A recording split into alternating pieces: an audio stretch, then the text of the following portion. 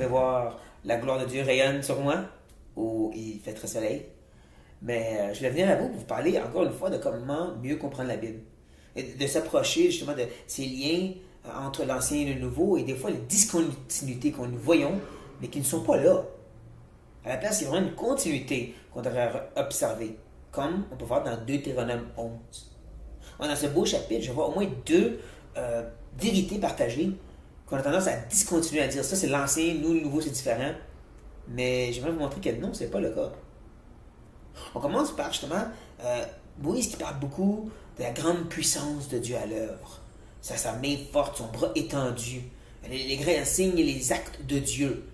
Puis nous, habituellement, quand on pense à ça, on pense à justement des miracles, des délivrances, des guérisons, des providences extraordinaires, qu'on a tout l'argent qu'il nous faut. Et Dieu va en parler. Plus tard, Moïse va parler justement de cette terre promise où ils vont rentrer, qui va être vastement meilleure comparée à l'Égypte. Une terre si fertile que ça va comme produire elle-même des fruits, là, sans qu'il n'y ait pas grand-chose à faire. Donc oui, ça en fait partie. Mais c'est intéressant, c'est pas la seule chose. Même quand Moïse parle de du bras fort de Dieu, il ne parle pas de la providence de la terre, mais autre chose. Tu vois, il va parler de ceci.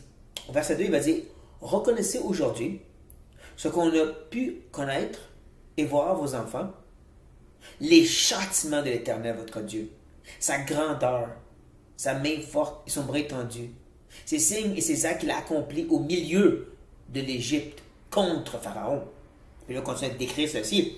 Mais il n'y aurait pas avec Égypte et Pharaon, les ennemis. Il continue ensuite au verset 6, puis il va dire « Ce qu'il a fait à Dathan et à Abram, fils d'Éliab, fils de Ruben, quand la terre ouvrit sa bouche et les engloutit, avec les maisons et leurs tentes, et tout ce qui était à leur suite, au milieu de tout Israël. » Là, on parle d'un jugement contre des rebelles dans le camp d'Israël, en plein milieu du désert.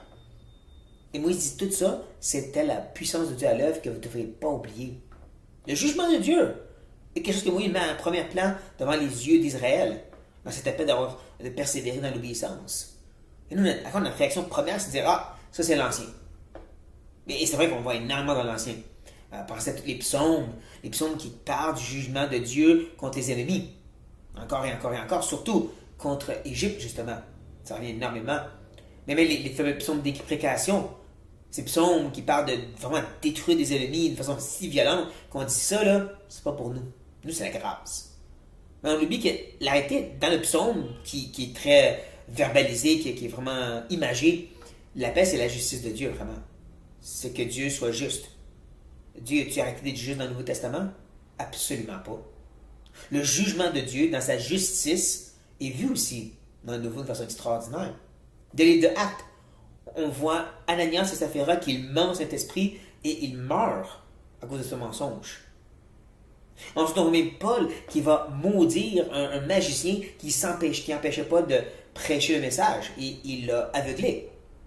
Plus tard, dans Corinthe, qui avait tous les merveilleux dons de l'Esprit de façon extraordinaire, hein, la première partie qu'on voyait tantôt avec Israël, la terre promise, mais qui avait aussi le jugement de Dieu parce qu'il abusait du repas du Seigneur. Et Paul leur rentre dedans sur ça. Là. Vous n'avez pas prendre de cette coupe et de ce pain de façon indigne. C'est sérieux. Dieu n'a pas arrêté d'être juste et saint pour nous les chrétiens. Non, au contraire. Tout aussi vrai pour nous. Quand tu réalises que le prochain gros événement dans le plan de Dieu, c'est le retour de Christ, où est-ce qu'il va juger tous ses ennemis, les ennemis être soumis devant ses pieds, de croire que la puissance de Dieu se voit juste dans des bonnes choses, entre guillemets, c'est vraiment pas comprendre qui est ce Dieu. Il n'y a pas ici une discontinuité entre ces deux vérités-là. Le Dieu de justice et de jugement, dans sa puissance, vu dans l'Ancien comme dans le Nouveau. La deuxième chose, ça se trouve, pause, refais ça, rappelle-toi, ici où? La deuxième chose se trouve au verset 13. Si vous obéissez à mes commandements que je vous prescris aujourd'hui, si vous aimez l'Éternel, votre Dieu, si vous le servez de tout votre cœur, et toute votre âme. Je donnerai à votre pays la pluie en son temps, la pluie de la première et de la dernière saison. Et je vais arrêter ici. Mais on a trop la tendance à dire l'ancienne alliance c'était la loi, puis nous, ben c'est la grâce. Eux, c'était toute la religion, puis nous, c'est toute la relation. Faux! Totalement faux. Tous les deux alliances ont un appel à la loi. Un, c'est la loi écrite sur des tables de pierre, et l'autre, c'est la loi écrite dans nos cœurs. Et tous les deux appellent aussi à l'obéissance dans l'aspect relationnel avec Dieu.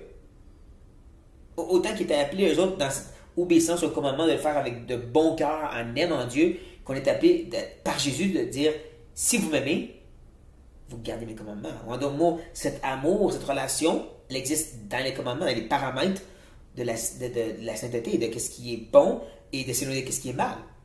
Donc, encore là, c'est pas une discontinuité. Il ne faut pas être si rapide à juste faire des divisions comme ça quand Dieu n'a pas fait de division. Quand Dieu n'est pas divisé de cette façon. Au contraire, on devrait voir de l'ancien, les petits étincelles, si vous voulez, du grand feu de cette nouvelle alliance. On devrait voir les pierres fondatrices qui vont construire ce qu'on appellerait l'Église. Des pierres vivantes. Donc, j'espère que ceci, vous allez avoir des meilleures optiques quand vous approchez de la Bible, spécifiquement dans l'Ancien Testament. Mais sur ça, frères et sœurs, soyez bénis.